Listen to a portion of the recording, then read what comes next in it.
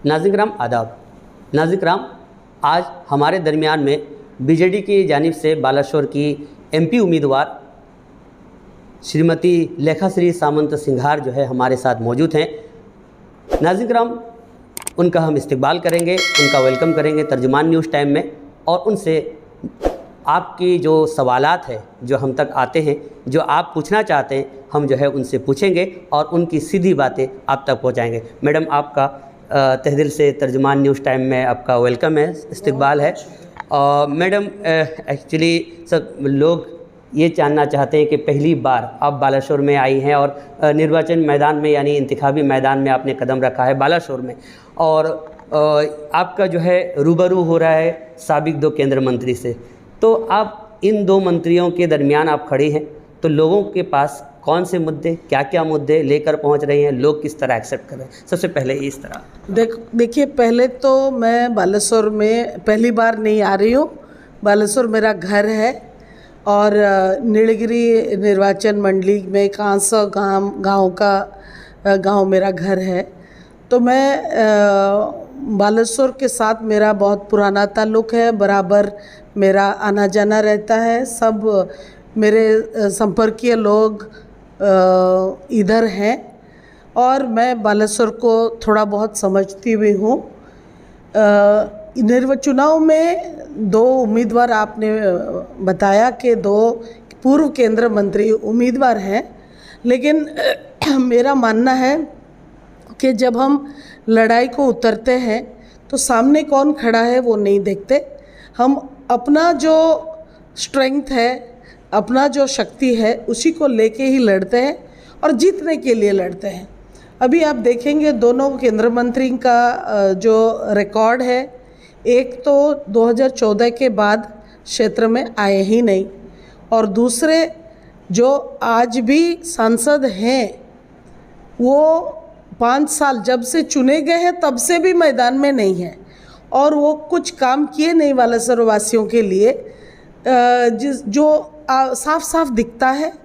और मेरा ये मानना है कि बालेश्वर वासी चाहते कि विकास हो, क्योंकि पूरी दुनिया बहुत तेज़ी से आगे दौड़ रहा है, और बालेश्वर अगर ये जैसे सांसद बालेश्वर को मिलेगा तो बालेश्वर और भी पीछे चला जाएगा। मुझे लगता है ये पिछला 5 साल तो जैसे लोगों का बर्बाद हो गया, क्योंकि सांसद कुछ किए ही नहीं, और करने के लिए बहुत कुछ है। जो मेरी जो राजनीतिक इच्छा शक्ति है, मेरा एक प्लान है, एक रोड मैप है, ब्लूप्रिंट है, कैसे बालेश्वर को सिर्फ प्रदेश में नहीं देश में 1 नंबर लोकसभा क्षेत्र करने का जो डिज़ाइन मेरे पास है। और मेरे दल का मुखिया जो मान्यवर नवीन पटनायक 25 साल से लगातार लोगों को सेवा दे रहे हैं, सुशासन दे रहे हैं, तो लोगों के पास रिकॉर्ड है कौन उनके साथ है, कौन उनका विकास का काम कर रहा है। और बाकी जो दोनों राजनीतिक दल आप बताएं कि पूर्व केंद्रीय मंत्री हैं, होंगे केंद्रीय मंत्री, लेकिन बड़े बड़े नाम से विकास थोड़ी ना होता है। विकास करने के लिए मानसिकता चाहिए, दृढ़ इच्छा शक्ति चाहिए, और करने का स्टेमिना भी चाहिए, जो मुझे नहीं लगता कि इनमें है। ये लोग तो कैंपेनिंग भी नहीं कर पा रहे, तो काम क्या करेंगे लोगों के लिए? मैडम, ये तो आपने वो 2 मंत्री के बारे में जो आपने छवि बताई, वाकई बालेश्वर वाले बखूबी जानते हैं। लेकिन मैडम, सवाल ये है कि ये भी बालेश्वर वाले बखूबी जानते हैं, लेकिन बालेश्वर वालों का कहना ये नहीं कि आप पहली बार आए। आप 2014 में भी आए थे, 2019 में भी आए थे, आप आते रहते हैं बालेश्वर, और आप बालेश्वर की बेटी हैं, ये हमारे लिए गर्व की बात है। और सबसे बड़ी बात है कि नवीन पटनायक जी लोगों के दिलों में बैठे हैं, दिलों में राज करते हैं, ये भी किसी से छुपी बात नहीं है। और लोगों का जो सवाल ये है कि क्या क्या मुद्दा है और किस तरह की तरक्की के जो वार्ता है वो लेकर आप लोगों के पास पहुंच रही हैं, लोग किस तरह आपको एक्सेप्ट कर रहे हैं अब तक, क्योंकि आपने गली कूचों तक पहुंचे। आपने, हमें मालूम है कि आपने शुरुआत जो है भुजा खिया फिर आस्थाना से किया था, आप उस कोर्स में भी गई थी। तो ये लोग क्योंकि चाहते हैं कि जानना चाहते हैं कि क्या मुद्दा है आपका, कौन सा लेके जाएंगी? देखिए, पहले तो जो लोग बोल रहे हैं कि मैं नई हूँ, मैं ये बताना चाहती हूँ कि राजनीतिक क्षेत्र में कुछ करने के लिए आपको एक पोजीशन की ज़रूरत है, चुनावी राजनीति एक माध्यम है लोगों का सेवा करने के लिए। और मैं पहले तो शिक्षक, मूलगत शिक्षक हूँ और 2014 में मैंने नौकरी छोड़ के राजनीति में मैं आई। मेरा हमेशा ये सोच था कि मैं लोगों के लिए कुछ करूं, लोगों का सेवा करूं। इसी तहत मैं 2014 में भी मैंने ट्राई किया, 2019 में भी ट्राई किया और एक राजनीतिक दल में रह के पूरी कोशिश मैंने की कि मैं चुनाव लड़ सकूं और लोगों के लिए ज़्यादा काम करने का मुझे स्कोप मिले, लेकिन वो नहीं हो पाया। तो जो लोग बोल रहे कि नहीं है, नहीं, मैं नहीं हूँ, मुझे मौका नहीं मिला। इस बार मुझे मौका मिला है एक चुनाव लड़ने के लिए और इसका मैं 100% उपयोग करूँगी, चुनाव जीतूँगी और लोगों के लिए काम भी करूँगी, ये मेरा मानना है। दूसरी बात है कि लोगों के लिए मैं क्या करना चाहती हूँ। यहाँ 2-3 चीज़ें मेरे मन को आती है कि बालेश्वर की भौगोलिक स्थिति ऐसी है कि कलकत्ता और भुवनेश्वर के बीचों बीच है, दोनों बड़े शहर हैं और दोनों के लिए बहुत बैकअप सर्विसेज चाहिए, बहुत ऐसे सर्विसेज चाहिए जो एक तीसरा सिटी को भी, तीसरा शहर को भी के लिए भी स्थान है। और बालेश्वर वैसा तीसरा शहर या अर्बन एरिया बन सकता है जो कलकत्ता और भुवनेश्वर दोनों को आईटी सर्विसेज, बैकअप सर्विसेज दे सकता है। ये पहली बात। दूसरा, बालेश्वर को अगर हम एक होलिस्टिक वे में, पूर्णांग वे में विकसित करना चाहते हैं तो बालेश्वर को बड़ा सोचना पड़ेगा।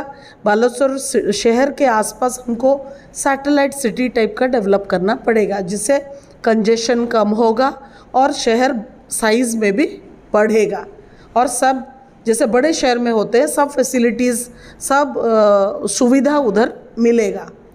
तीसरी बात है कि जो सुवर्णरेखा बंदर है वो 2500 साल पहले एक बड़ा बंदर हुआ करता था।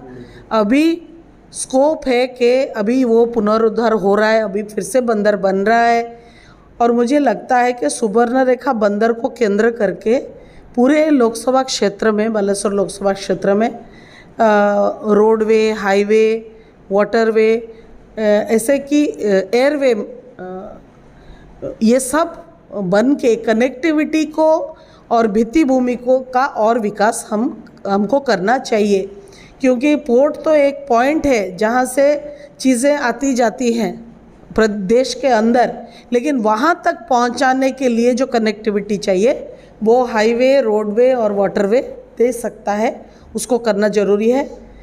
इसके साथ इंटरनेट कनेक्टिविटी पूरे लोकसभा क्षेत्र में, इलेक्ट्रिसिटी एक बड़ी आकार में हर जगह स्टेबल इलेक्ट्रिसिटी, ये एक है।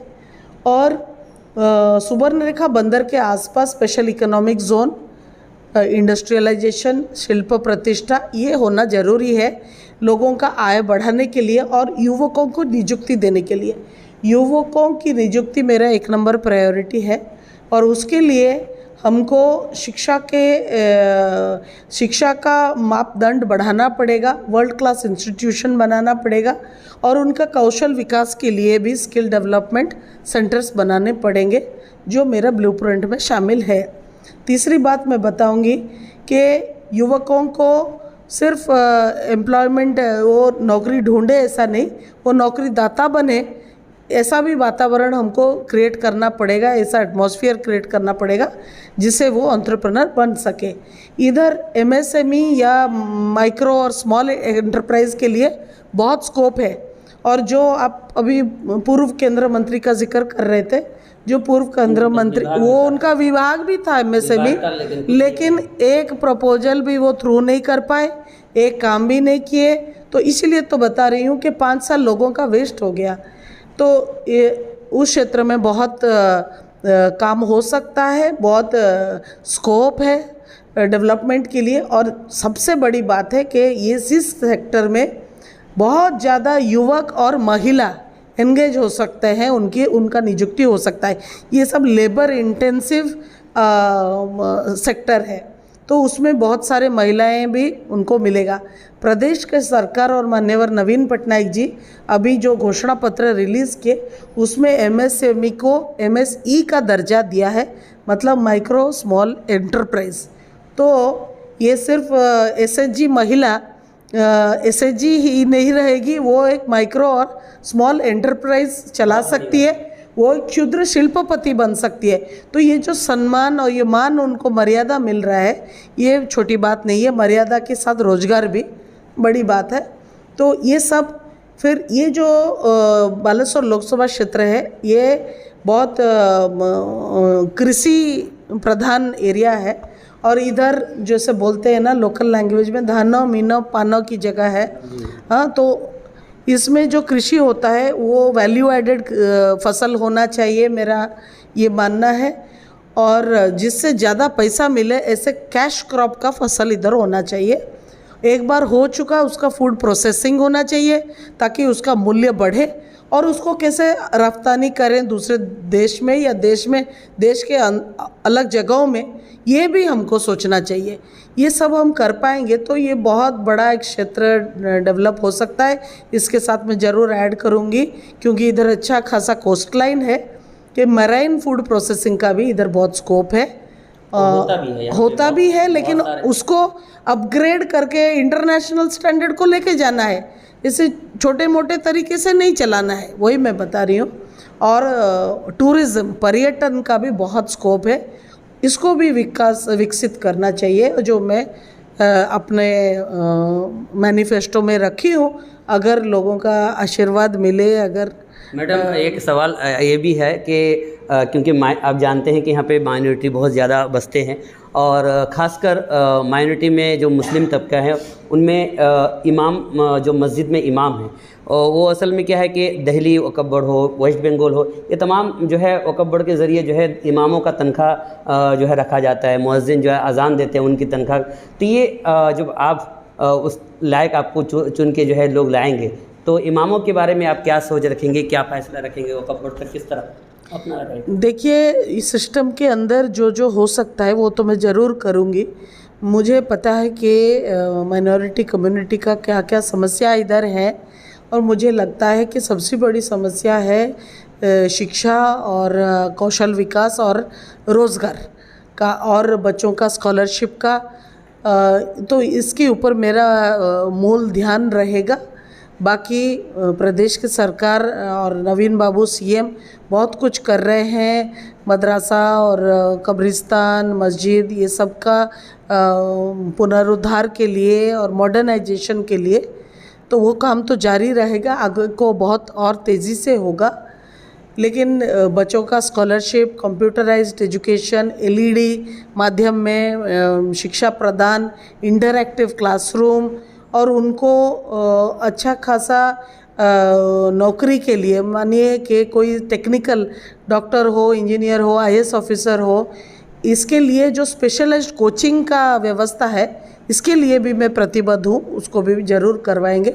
बाकी आपने जो पूछा कि इमामों का तो सिस्टम में जो परमिटेड है वो मैं ज़रूर अपना स्वर उठा के जो हो सकता है वो मैं ज़रूर करूँगी। मैडम, जैसा थोड़ी देर पहले आपने कहा कि बालेश्वर को किसान के नाम से जाना जाता है, पानो मीनो के नाम से जाना जाता है, तो जिस तरह आप जानती हैं कि बाहर स्टेट में कह लिया जाए कि इलाहाबाद वगैरह में कृषि विद्यालय यानी किसान का महाविद्यालय है, तो उस तरह का किसान को ट्रेनिंग देने के लिए या फिर कॉलेज के लिए उस तरह इस तरह विद्यालय को जो है बालेश्वर में लाने की कोशिश करेंगे? देखिए, इधर मुझे लगता है कि कृषि विद्यालय के लिए तो या कृषि यूनिवर्सिटी के लिए तो हर जगह स्थान है और इधर होना भी चाहिए। विशेष रूप से मुझे लगता है कि एक एग्रीकल्चर रिसर्च सेंटर तो ज़रूर चाहिए इधर, क्योंकि इधर जो अलग अलग वैरायटी के धान होते हैं, पान का ये बड़ा जगह है, बाकी लोग बहुत सारे ऐसे कैश क्रॉप भी ग्रो करते हैं, तो सबका कैसे और स्पेशलाइज्ड तरीके से हो सकता है खेती, ज़्यादा से ज़्यादा कम परिश्रम में ज़्यादा से ज़्यादा इनकम कैसे हो सकता है, किसान का इनकम कैसे दोगुना हो सकता है या चौगुना हो सकता है, कौन सा फसल किस टाइम में करने से और कैसे रोटेशन करने से आय बढ़ेगा मिट्टी से, ये सब हमको फैक्टर इन करना पड़ेगा। और कृषि को फोकस करके इधर एक मेरे पास प्रस्ताव भी आया था कृषि विश्वविद्यालय के लिए, उसका भी ज़रूर सोचेंगे फिजिबिलिटी उसका लेके, लेकिन कुछ ना कुछ तो कृषि के विकास के लिए इधर करना पड़ेगा, ये मेरा मानना है। मैडम और एक बात रहेगी कि जब लोग बालाश्वर का नाम लेते हैं, सबसे पहला अगर बालाश्वर को पहचाना जाता है चांदीपुर के नाम से। टूरिज़्म डेवलपमेंट के लिए, मतलब उसकी तरक्की के लिए, चांदीपुर की साहिली किनारे हो या फिर आगे जो है और भी बहुत सारे साहिली किनारे हैं बालाश्वर में जगह जगह, तो उनकी जो है डेवलपमेंट के लिए क्या आपने सोचा है? क्योंकि चांदीपुर आज तक जो है तरक्की नहीं हो पाई। देखिए, सिर्फ चांदीपुर नहीं, बालेश्वर में 3-4 टाइप का ऐसे है। बालेश्वर लोकसभा क्षेत्र में एक साहिली आपने बताया, वो है सी बीच है। एक धर्म क्षेत्र भी बहुत सारे हैं इधर, और इधर प्राकृतिक सौंदर्य है, नदी है, जंगल है, हर टाइप का है जो लोग आके एक टूरिज़्म सर्किट में भाग ले सकते हैं। ऐसे नहीं कि आए एक जगह देख के चले गए, लोग इधर आके एक जगह से दूसरे तीसरे से चौथा जगह ऐसे एक टूरिज़्म सर्किट कर सकते हैं। और उसके लिए ये पहला तो है एक कनेक्टिविटी, वित्तीय भूमि का विकास चाहिए कि लोग उधर आसानी से पहुंच सकें। दूसरा है कि वहाँ रहने का, होटल हो या गेस्ट हाउस हो, ऐसे रहने का सेफ जोन हमको करना पड़ेगा। तीसरा है लोकल सौंदर्यीकरण। लोगों को, अगर आप अच्छा लोकल एरिया नहीं करेंगे तो लोगों को बीच में घूमने को मज़ा नहीं आएगा, तो वो भी करना पड़ेगा, सेफ्टी सिक्योरिटी को ध्यान में रखते हुए। चौथा है कि लोकल फैसिलिटी सब मिलना चाहिए। आजकल जो पर्यटक हैं वो एक्सपेक्ट करते हैं कि जहाँ भी हम जाए, जंगल में भी जाए हमको इंटरनेट चाहिए, जंगल में भी जाए हमको एसी रूम चाहिए, गीज़र होना चाहिए बाथरूम में। तो ये सब जो है इसको डेवलप करने के लिए प्रशासन और जो युवा वर्ग है उनको सब एक साथ मिला के करना पड़ेगा। क्योंकि ये जो प्रशासन तो आइडिया दे सकता है, जो नेता है वो ब्लूप्रिंट बना सकता है, ऐसा होना चाहिए, लेकिन लोकल कम्युनिटी का उद्यमिता को लेके ही हमको आगे बढ़ना है। होटल कौन करेगा? होटल लोकल कम्युनिटी के बच्चे ही करेंगे, लोकल युवा ही करेंगे। तो ये जब उनको लगेगा कि इधर होटल बनाने से मेरे को फ़ायदा है, तभी वो होटल बिजनेस में आएंगे। MSME के द्वारा, हाँ, MSME एग्जैक्टली, आपने अच्छा बातें याद किया। MSME के माध्यम से इको टूरिज़्म हम बहुत बड़ी तरीके से कर सकते हैं और उसमें बहुत महिलाएं एंगेज हो सकते हैं। देखिए, आप इंडोनेशिया जाइए, आप बाली जाइए, आप पूरा इंटर साउथ एशिया जाइए, पूरा dominated by eco tourism, dominated by women run eco tourism. महिला ही चलाती हैं इसको, मुख्यतः महिला ही चलाती हैं। तो इधर भी ऐसे हो सकता है, मेरा मानना है। टूर गाइड आएंगे, ट्रैवल गाइड आएंगे, तो बहुत अच्छी तरह से ये सब हो सकता है। और मेरा तो राजनीतिक इच्छा शक्ति है ये सब करने के लिए। बाकी मैं आशा करूंगी कि सबके आशीर्वाद रहे। बेशक हम उम्मीद करेंगे कि मैडम आप जब जीतेंगे तो बहुत सारा काम करेंगे। आखिर में आप अपनी दिल की बातें तमाम आप अपने ये कह दिया, लेकिन आखिर में जो हमारे ये लोग हैं, मतलब माइनॉरिटीज़ को खासकर, उनको जो है किस तरह दिल की बात 2 लफ्ज़ों में अपनी दिल की बात उनके लिए रख दीजिए। देखिए, मैं तो बोलूँगी कि माइनॉरिटी कम्युनिटी बहुत गुरुत्वपूर्ण कम्युनिटी है। मैं हमेशा मानना है कि समाज में संतुलन रहने के लिए, शांति रहने के लिए सबको मिल के विकसित होने की ज़रूरत है। सबको हाथ से हाथ मिला के आगे बढ़ना है, और इसीलिए मेरा स्पेशल फोकस रहेगा माइनॉरिटीज़ के बच्चों का पढ़ाई, उनका कौशल विकास, उनका स्कॉलरशिप, उनको कंप्यूटराइज्ड अत्याधुनिक ट्रेनिंग और LED माध्यम से इंटरेक्टिव क्लासरूम्स, उनका नौकरी रोजगार का व्यवस्था, ये सब मेरा प्राथमिकता रहेगा। और ज़रूर मैं आशा करती हूँ कि सबका आशीर्वाद भी मेरे ऊपर रहेगा। तो नाज़रीन, आप सुन रहे थे, हमारे साथ लेखाश्री मैडम थी। अपनी दिल की तमाम तर बातें वो बता रही थी कि किस तरह के उनके दिमाग में और किस तरह उनकी योजना है। अगर वो जीत कर आती हैं, आप उन्हें जिता कर लाते हैं, तो किस तरह वो बालेश्वर को किस रूप से देखना चाहती हैं, वो तमाम चीज़ वो बता रही थी। और सबसे बड़ी बात उन्होंने कहा कि मिलकर रहने से फ़ायदा है देश का, यही बात सबको बताया करो। तो यही पैगाम है कि यहाँ आइए, हम बालेश्वर में मिलकर रहेंगे, मिलकर काम करेंगे और मिलकर जो है लेखाश्री मैडम को जिता कर लाएंगे। तो इस तरह का जो है मैडम ने अपील की है। इसी के साथ अजीम बालेश्वरी, तर्जुमान न्यूज़ टाइम, बालासोर, ओडिशा।